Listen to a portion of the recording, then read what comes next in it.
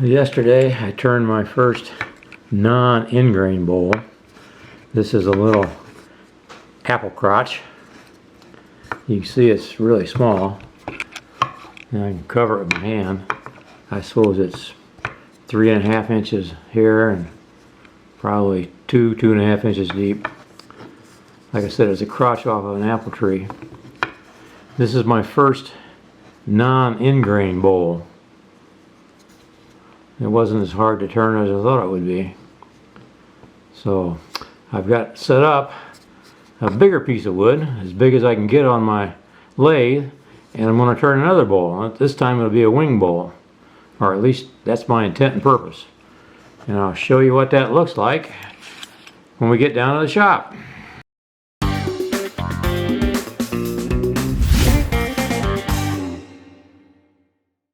This is a piece of Leland Cyprus. I've already got it mounted. As you can see, it's about 11 inches long. It was 12 inches before I had to cut off some of the corners and ends. And it's about 5 inches upside down across both ways. Like I said, Leland Cyprus.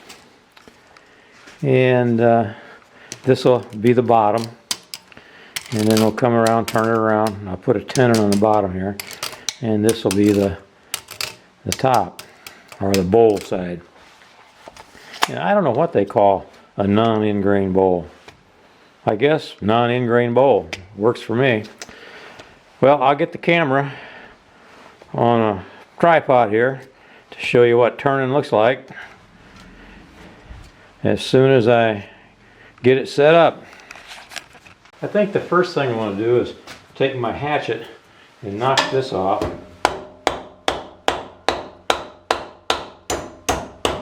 Maybe.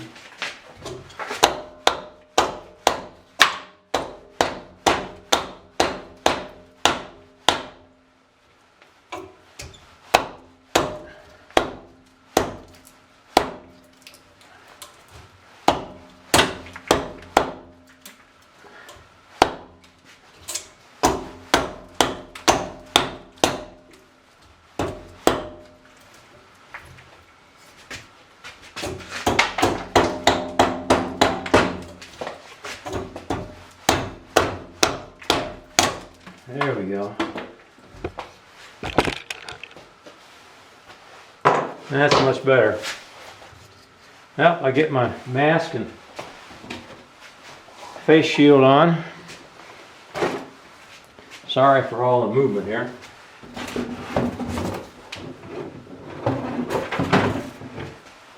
I'll be using this mask and face shield. And I'm not going to turn very long because I'm going to turn on my air filtration system, and when I turn that on, there's lots of noise. It's hard to hear, so I'll be using a 5/8 inch, or not 5/8, I think it's either a 3/8 or a 1/2 inch bowl gouge. This is a Thompson. So get my mask face shield on and get started.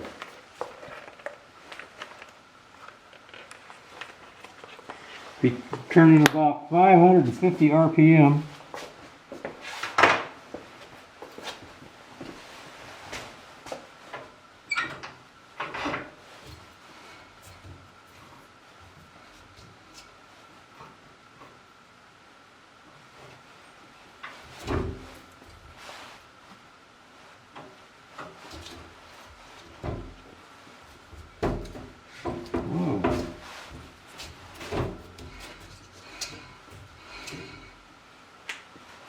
I think that's going to turn.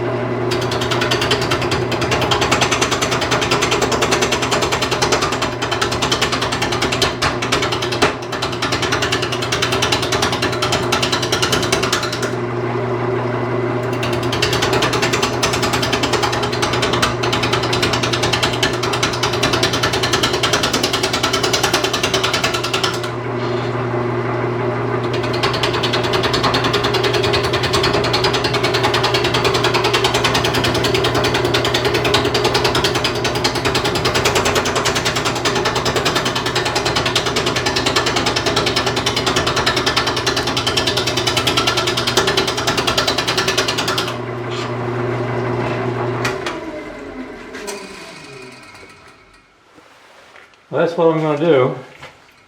And I'll just keep doing that. But I want to turn my air system on, so I'm going to turn the camera off. That when it really hits hard, that's because I'm coming around to that knot right there. That knots are really hard, huh? So anyway, I got to do a lot of that. It'll take a long time and be kind of boring, so I'm going to shut it off the camera and get started.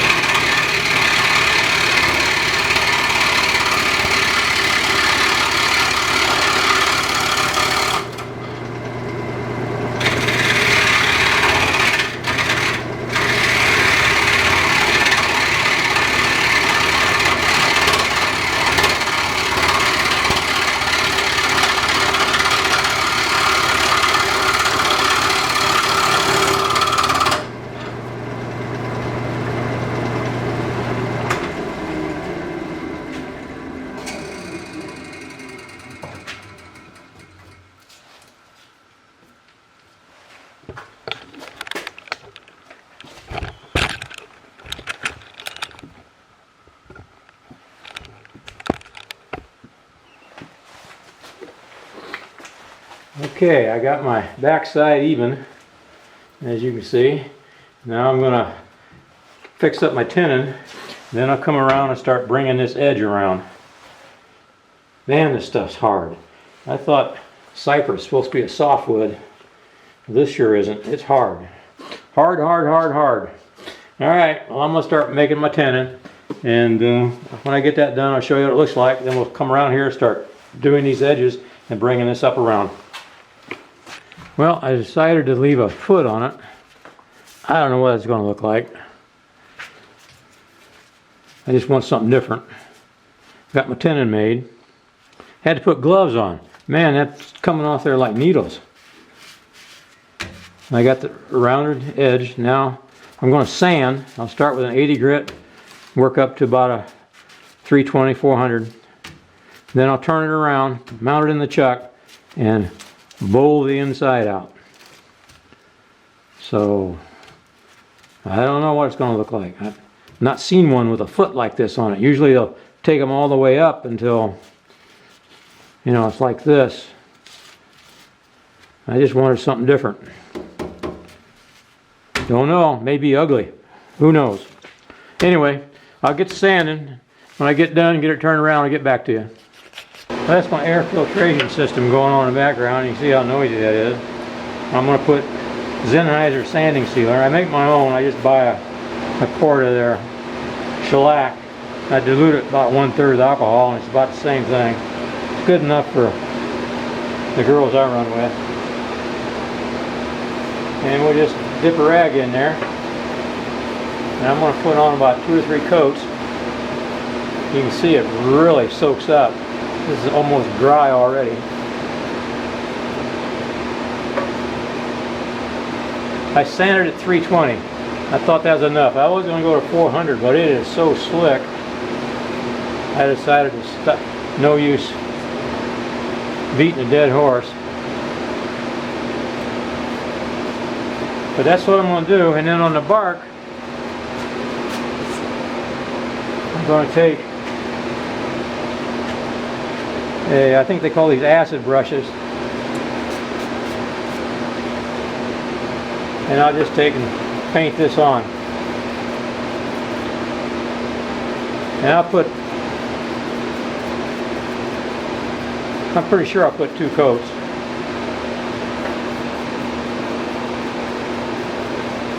Well, you can see it really makes the bark look nice. I just hope this bark will stay on. There seems to be 2 layers of bark on this. There's an inner and an outer. I've taken the outer bark off because it was all loose. The inner bark seems to be pretty good. I'll probably, for my final coat, I'll shoot this with lacquer, and hopefully that'll seal the bark up, keep it from pulling off.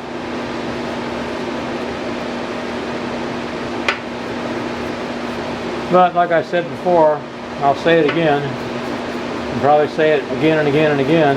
this ain't rocket science. If you had the tools, you could be doing this too. It's a lot easier than I thought. The big trick is you got to pay attention to what you're doing, or you start making mistakes and gouging out big holes in your work, and you don't want that.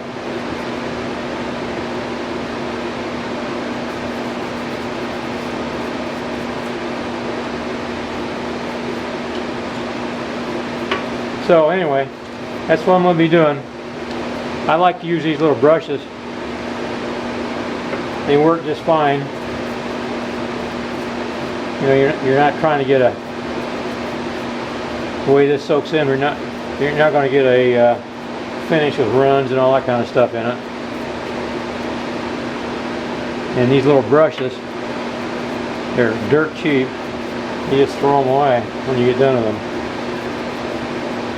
You can clean them if you want.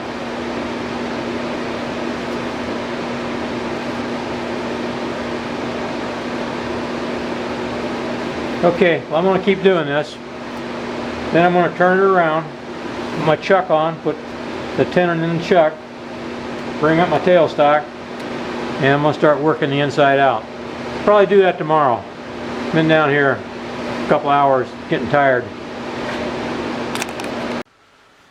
Well, it's been about a week since I've been down here.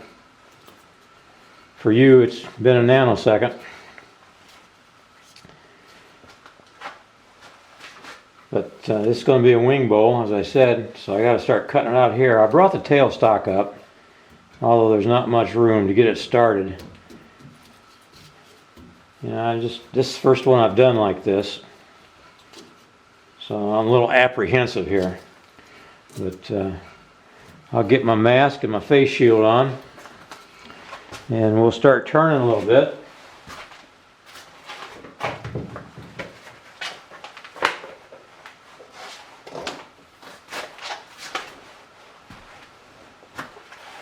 I'll be using I think this is a 1/2 inch bowl gouge.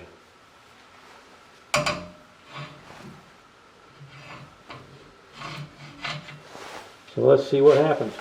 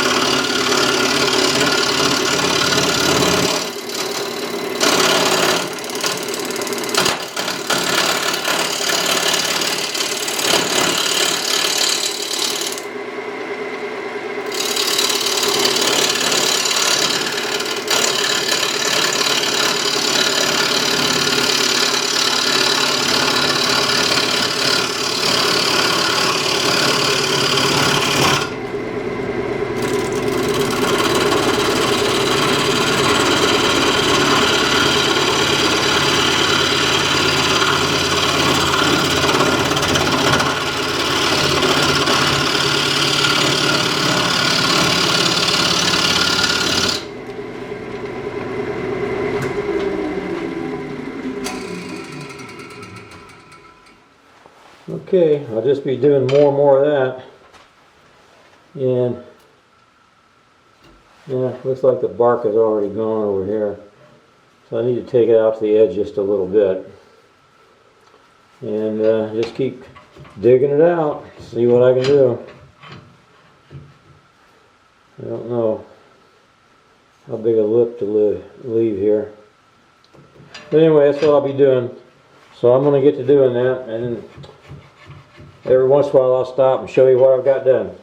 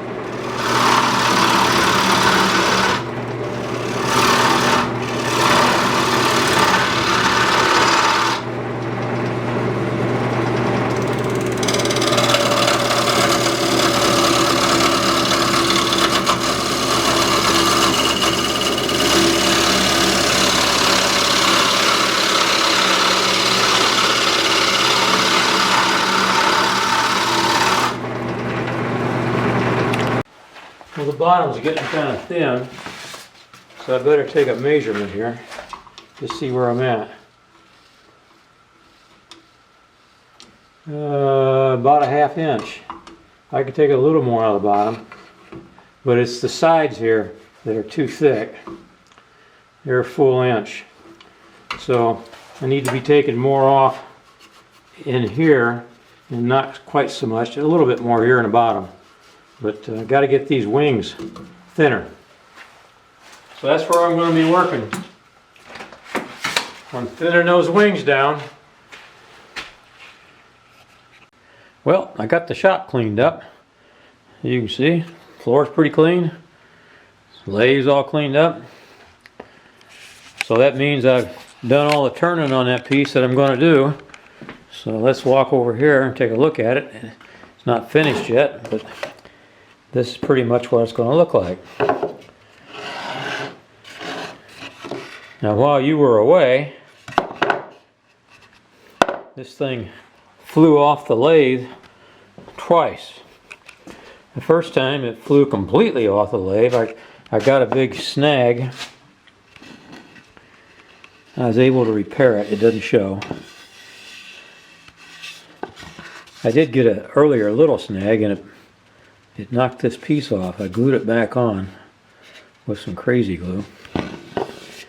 But I was turning like this and it got a big snag and it flipped it off over there in the floor. Now, you don't like that to happen. You don't like that to happen, but it's not necessarily that dangerous depending on where you're standing and what you're doing. Tool rest is like this, the work piece is in here like that, and you're standing over here to the side of it. So when it flies off this way. It doesn't fly back. You got the tool rest kind of help prevent that. So it wasn't scary, but it sure is aggravating because it tears things up. The second time I had a pressure fit like this, and I was taking the tenon off, and I got down to a little piece and the little piece gave way and it broke. It wasn't anything that I did, it just broke, it shattered. And as a result of that, it didn't go anywhere because the tailstock was up against it, but it did spin around and wobble and stuff on the tailstock, and you can see all those dark spots that I've filled and repaired. That was because the tailstock gouged in there and kind of ruined them. So anyway, I got it sanded. I'm down to a 400 grit. And I thought I'd stain it. I didn't like the looks of it very well. It's basically an ugly piece. But this is my first one. You know, give me a break. So anyway, I stained it and I messed up. I didn't put any pre-stain on it, and this is just like staining pine. It blotches, and you can still see some of the blotches in there. So I had to re-sand it. I got it down as much as I could, and these just won't come out. And so far I put 2 coats of Sennheiser sanding sealer on it, which is shellac, diluted shellac. And I'm going to sand it again with a little 400 grit paper. And I don't know what I'm going to do with it. Give it to somebody I don't like, I think. Okay, just kidding. But now, I didn't stain the outside. I started staining in here. I saw what it was going to do before it was, but it was too late then. But anyway, this out here just has sanding sealer on it. And actually I like the color of that a lot better. So I don't know what I'm going to do here. But since I put stain on it now, it doesn't want to look right. So we'll see. We'll just keep working with it and see if we can make something out of it. I don't know what you do with a piece like this. It's really ugly. I guess I should have made it smaller. These wings should have gone down. you know. But yeah, it's kind of scary, you know, the first one. You know, every time this thing, it's sitting on the lathe. Yeah, I'll show you. It's not spinning. Here, let me get a little log. It's not spinning like this, rotating around like this. It's spinning like this. It's coming around like that.